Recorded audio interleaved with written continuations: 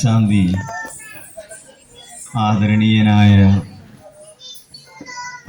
മേൽശാന്തി, പ്രിയ പ്രസിഡന്റ് ശ്രീ സനകൻ, വേദിയിലെ വിശിഷ്ടാതിഥികളെ, എന്നെ ശ്രമിക്കുന്ന എൻ്റെ പ്രിയപ്പെട്ട മാതാപിതാക്കളെ, സഹോദരി സഹോദരന്മാരെ, ആദ്യമേ തന്നെ എനിക്ക് ഇന്ന് വലിയ സന്തോഷമാണ്. ഈ ക്ഷേത്രത്തിൽ വരാൻ കഴിഞ്ഞുള്ള വലിയ സന്തോഷം ഞാൻ നിങ്ങളെ അറിയിക്കുകയാണ്. ഇത്ര മനോഹരമായി അലങ്കരിച്ച്, ഈ പ്രദേശം ഇത്ര മനോഹരമായിട്ട് അലങ്കരിച്ച് വളരെ ക്ലീനായിട്ട് സൂക്ഷിക്കുന്ന ഒരു ക്ഷേത്രം, അത് തന്നെ കാണിക്കുന്ന ഈ പ്രദേശത്തിൻ്റെ ഒരു ഐശ്വര്യമാണ് നമ്മുടെ ഈ ക്ഷേത്രം. വളരെ ഭംഗിയായിട്ട് സൂക്ഷിച്ചിരിക്കുന്നു. മറ്റൊന്നുള്ളത്, ഞാൻ ഈ ദിവസത്തിന് വേണ്ടിയിട്ട് ഇവരെന്നെ ക്ഷണിക്കാനായിട്ടൊക്കെ വന്നപ്പോൾ എനിക്ക് വലിയ സന്തോഷമായി. ഞാൻ ഏത് പള്ളിയിലിരുന്നാലും അതാത് ക്ഷേത്രങ്ങളിലെ ഉത്സവത്തിന് ഞാൻ പോകും. അവിടെയുള്ള ഹൈന്ദവർ മരിച്ചു കഴിഞ്ഞാൽ ഞാൻ പോകും. ഇന്നും ഞാനൊരു ഹൈന്ദവൻ്റെ മരണം അവിടെ പോയി ആദരാഞ്ജലി അർപ്പിച്ചിട്ട് രാവിലെ. അപ്പോൾ എല്ലാ സ്ഥലത്തും ഞാൻ പോകാറുണ്ട്. കാരണം സ്നേഹമുള്ളവർ, നമ്മളെല്ലാവരും അറിഞ്ഞിരിക്കേണ്ട ഒരു കാര്യം, ഞാൻ ഈ വസ്ത്രമായിട്ട് നിൽക്കുമ്പോൾ നിങ്ങൾക്കൊരു സ്പെഷ്യാലിറ്റി തോന്നും. ഞാൻ വൈദികനാകാൻ പഠിക്കുന്ന കാലത്ത് 3 വർഷക്കാലം ഇന്ത്യൻ ഫിലോസഫി, സംഖ്യയോഗ, മീമാംസക, അദ്വൈത, അതുപോലുള്ള ഇന്ത്യൻ ഫിലോസഫി, ഹൈന്ദവ വേദാന്തങ്ങൾ പഠിച്ചൊരച്ഛന.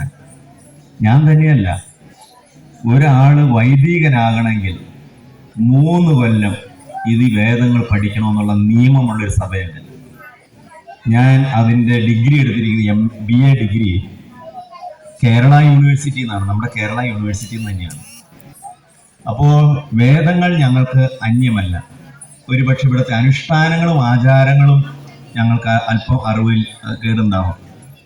അതിൽ നിന്നെല്ലാം നമ്മൾ മനസ്സിലാക്കിയിരിക്കേണ്ട ഒരു കാര്യം, ജീവന്റെ ഉടയവൻ ഈശ്വരനാണ്. എനിക്കും നിങ്ങൾക്കും ജീവനുണ്ടെങ്കിൽ അതിൻ്റെ ഏക കാരണം ഒരേ ഒരു ഈശ്വരനാണ്. 2-3 ഈശ്വരന്മാരില്ല പലർക്കും ജീവൻ കൊടുക്കാൻ. ഒരു ഈശ്വരനിൽ നിന്നാണ് നമ്മളെല്ലാവരും ജീവൻ സ്വീകരിച്ചത്. അന്ന് പറഞ്ഞാൽ എൻ്റെ അപ്പനും നിന്റെ അപ്പനും ഒരപ്പനാണ്. നമ്മളെല്ലാം ഏകോദര സഹോദരന്മാരാണ്. ആ ഈശ്വരന്റെ ചൈതന്യമാണ് നമ്മിൽ എല്ലാവരും ഉള്ളത്. സൂര്യന്റെ പ്രകാശം പൊട്ടിക്കിടക്കുന്ന ഈ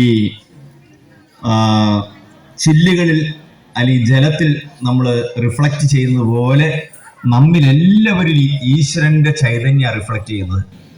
അതുകൊണ്ടാണ് ഈശോവാസ്യ ഉപനിഷത്തിന്റെ പ്രധാന സന്ദേശതാണ് ഈശോവാസ്യം ഇതം സർവം. എല്ലാത്തിലുമുള്ളത് ഈശ്വരനാണ്. ഈശ്വരന്റെ ചൈതന്യമാണ് നമ്മിലൊക്കെ ഉള്ളത്.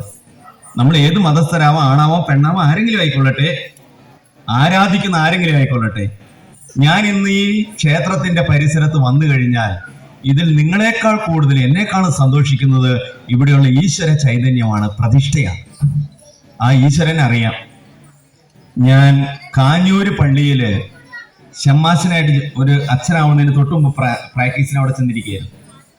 അവിടുത്തെ ജനങ്ങൾ മക്കളെ പഠിപ്പിച്ചു വെച്ചിരിക്കുന്നത് എന്താണെന്നറിയാമോ? തൊട്ടടുത്ത അമ്പലത്തിലെ ദേവിയും ഇവിടെ ഇരിക്കുന്ന ഈ വലിയ പുണ്യവാനും ചേട്ടത്തിയും ചേട്ടനും അനിയത്തിയുമാണ്. അങ്ങനെ പഠിപ്പിച്ചു വെച്ചിരിക്കുന്നത്. അതാ നമ്മൾ അറിഞ്ഞിരിക്കേണ്ടത്. ആ പള്ളിയിലിരിക്കുന്ന ആഗസ്തീനോസ് പുണ്യാന്റെ ചൈതന്യവും ഇവിടെയുള്ള ഈശ്വരന്റെ ചൈതന്യവും സഹോദര ചൈതന്യമാണ്. ഏകം ഏവം അദ്വിതീയം, 2 അല്ല 1 ആണ്. ശ്രീ ശങ്കരാചാര്യര് ഭാരതത്തെ പഠിപ്പിച്ച വലിയൊരു അദ്വൈത, അത് നിങ്ങൾക്കറിയാമായിരിക്കും. പലതരം ആയിട്ട് നമ്മൾ കാണും, പല മതങ്ങളായിട്ട്.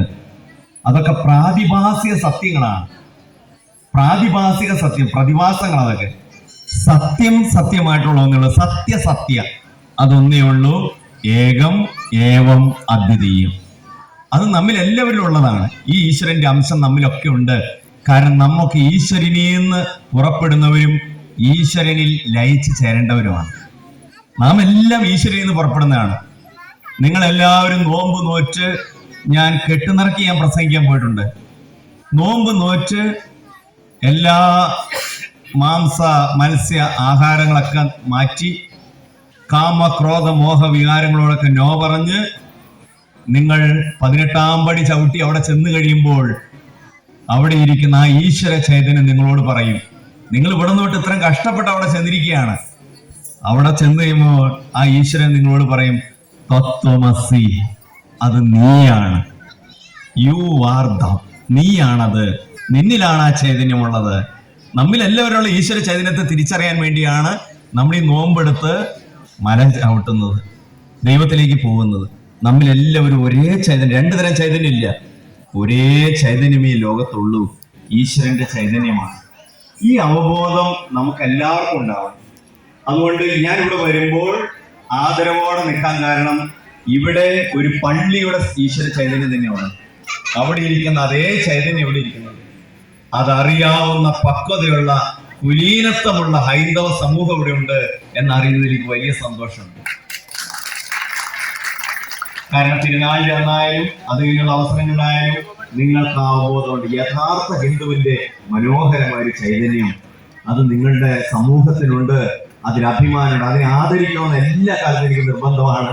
അതുകൊണ്ടാണ് ഞാൻ എല്ലാ അമ്പലങ്ങളിൽ പോയി ഇങ്ങനെയുള്ള കാര്യങ്ങളെല്ലാം പങ്കെടുക്കും. എനിക്കത് വലിയ ഇഷ്ടവുമാണ്. അപ്പൊ ഈ അവസരത്തില് ഇന്ന് ഈശ്വരൻ സന്തോഷിക്കുന്ന ദിവസമാണ്. നാം സ്നേഹത്തിലും ഐക്യത്തിലും കഴിയണം നമ്മുടെ അപ്പൻ ആഗ്രഹിക്കുന്നു, നമ്മുടെ പിതാവ് ആഗ്രഹിക്കുന്നു, ഒരേ ഈശ്വരൻ ആഗ്രഹിക്കുന്നു. നാം ഏകോദര സഹോദരന്മാരെ പോലെ പോകണം. ഇന്ന് മനുഷ്യരെല്ലാം അവരുടെ ഇഷ്ടത്തിനനുസരിച്ച് മതത്തെ വളച്ചൊടിക്കുന്ന ഒരു കാലാണ് നമ്മൾ അറിഞ്ഞില്ലോ. വർഗീയത എല്ലാ മതത്തിലും വളർന്നുകൊണ്ടിരിക്കുകയാണ്. നാം ഭഗവത്ഗീതയിലെ ഗീതായോഗം എന്ന് പറയുന്ന സന്ദേശത്താണ്. ഗീതായോഗം ഭഗവാൻ കൃഷ്ണൻ അർജുനൻ ഒതുങ്ങുന്നതാണ്. നിഷ്കാമ കർമ്മ, നീ കർമ്മം ചെയ്യുക, കാമമരുത്. ഭഗവത്ഗീത മുഴുവൻ എടുത്തു നോക്കിയാൽ ഒറ്റ സന്ദേശമേ ഉള്ളൂ, നീ കർമ്മം ചെയ്യുക, കാമമരുത്. എന്നാൽ ഇന്ന് മനുഷ്യൻ കാമം വെച്ച് കർമ്മം ചെയ്യുന്നു. അതുകൊണ്ടാണ് നമ്മൾ ഇത്ര ഡിവൈഡായിട്ട് പോയത്. നമ്മുടെ പഴയ കാരണന്മാരുടെ കാര്യത്തിൽ ഇങ്ങനെയല്ലായിരുന്നു. അവർ ഏകോദര സഹോദരന്മാരെ പോലെയായിരുന്നു. ആ ഒരു നന്മയിലേക്ക് വളർന്നു വരാൻ ഇതുപോലുള്ള ഉത്സവം നമ്മെ സഹായിക്കട്ടെ. എല്ലാ മതസ്ഥരും ഇവിടെ ഒരുമിച്ച് ചേരട്ടെ. നമുക്കതിലൊരു നല്ല മാതൃക സൃഷ്ടിക്കണം. ആ മാതൃക സൃഷ്ടിക്കാൻ കഴിവുള്ള, കാര്യപ്രാപ്തിയുള്ള, നല്ല ആത്മീയ ചൈതന്യമുള്ള ഹൈന്ദവ